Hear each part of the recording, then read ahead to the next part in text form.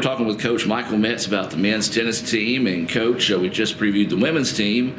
Now let's take a focus on your guys. How are they looking heading into the season? I think they look great. I thought they looked great in the fall, and then we added another player in January that's really solid. So really excited about that. Jack Semper, he came from England. So. Okay. And I know you guys played in the ITA tournament, which is kind of a preseason cream de la creme, if you will. But just talk about how that tournament went. Well, it went really well. We had lots of courts that were either making finals or winning the back draw. Cade Teeple, Knoxwater winning their doubles. Tasso Moreira, super good in singles. It got wins against several players that were ranked higher than him, and that actually pushed his ranking to 31 nationally. Nice. And it's something that we're real proud of, because last year Tasso was playing number 2, playing 2 for us, and he won some and lost some, but to see his development has been amazing. And then the freshmen that came in, giving us such needed depth from the year before. Just super excited about this group. Well, Coach, before we talk about the sophomores and the freshmen, let's just talk about this. This is an interesting point that a lot of people may not know about. How do you go about finding your international kids? Well, there's several ways. There's sports recruiting agencies that even the Division I programs use, and they will send you emails with kind of like a resume, and it'll give all of their accolades, but then there's a video where they kind of introduce themselves and they show their skills, and then they show themselves competing. You know, video doesn't show everything, but it gives you a pretty good idea. I think the biggest thing that we've been successful with is really working hard at setting up FaceTime interviews, having multiple conversations with the athletes so that we know kind of the character of them as best we can. And then the other thing is, there's some agencies are better than others, and I've tried to develop good friendships with people that I trust, who are not just sending us good tennis players, but sending us good people. That's a big thing for me, and we've been blessed in that area. Yeah, I know it's always interesting, just attribute to tennis and soccer. You know, y'all are more than ones that have the international kids here, and you know, it's really cool to see how they adapt to everything as well. I know you as a coach have a big hand in that, you and your family as well. So you know, what about the international aspects, I guess you could say, is your favorite part? Yeah, generally my favorite part is kind of just seeing the progression and the growth from it. It's always the life cycle of them for 2 years here is get off the plane, homesick, everything's new. Usually there can even be a little bit of complaining, like I miss my home stuff and this is better back home. And then by the time they leave in 2 years, they're saying how much they miss us here and how much it meant to them here, and that means a lot to me.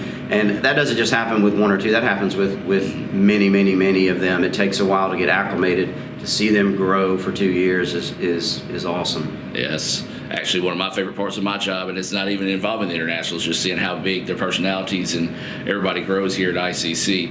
Well, let's focus back on tennis now. Yep. All right, so talk about your sophomore group. How are they, of course, obviously going to have to be leaders on the court this year, but just talk about their role on the teams. Yeah, you know, all the way, we've got Tasso coming back, like we mentioned earlier, 31 in the country. Every time I look at practice, though, he's humble. He's helping everybody from top to bottom on the team, not just worrying about himself. You know, he's telling them little pointers, grabbing somebody and pulling them over on the court and hitting with them and working with them. So his leadership has been phenomenal. And he's the lone sophomore out of my internationals.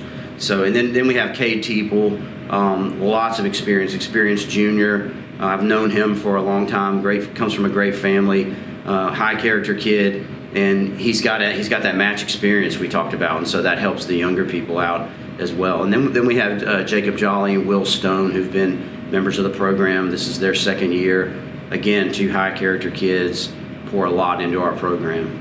All right, and then of course the freshmen coming in, and we talked about it in the women's part of the interview.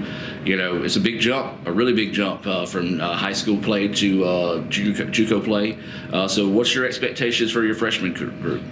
Well, I always start out telling them that you're not getting pressure from me. Like, I understand this is going to be a transition period. Our goal is going to be, especially this spring, let's play our best tennis in April. You know, in April, May, let's play our best tennis then. So I try my best to make them kind of give them time to get acclimated into the process. We have Knoxwater from Tupelo High School, which is one of the things that makes me feel old is that his father and I actually went to Mississippi State together, and I've known Knox since he was a little boy. So that's kind of a special thing to me, even though it does make me feel like a grandfather.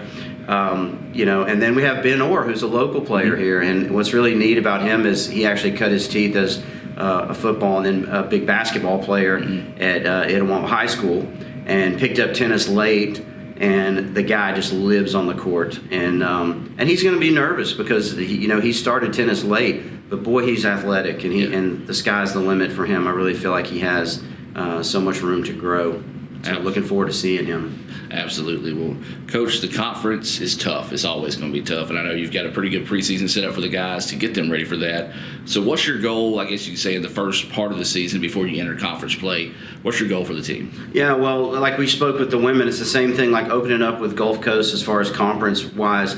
That's good and bad. I mean, we're going to see one of the best programs right off the bat. I guess the good thing is if we win, that's great. But we still have to keep playing, right? And if we lose, the good thing is we still get to keep playing. So we want to make sure that we don't make that moment too much bigger than it is. There's a lot of tennis to be played.